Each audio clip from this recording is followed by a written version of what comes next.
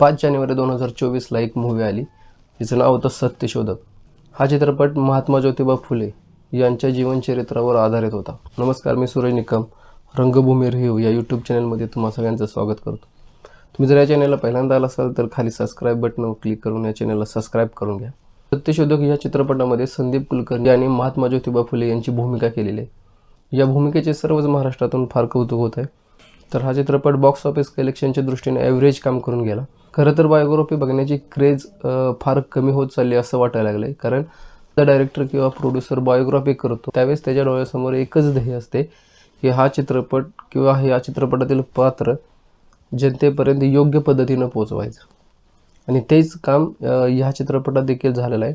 महात्मा ज्योतिबा फुले यांचा पूर्ण प्रवास जीवनाचा या चित्रपटामध्ये योग्य पद्धतीनं दाखवला गेलेला आहे. सावित्रीबाई फुले यांचं कार्य तर संपूर्ण महाराष्ट्राला माहिती आहे. यांचं कार्यही या चित्रपटामध्ये योग्य पद्धतीनं दाखवलं गेलेलं आहे.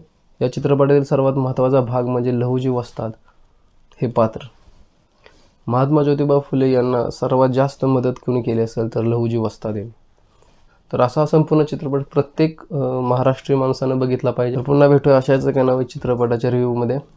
जय हिंद, जय महाराष्ट्र.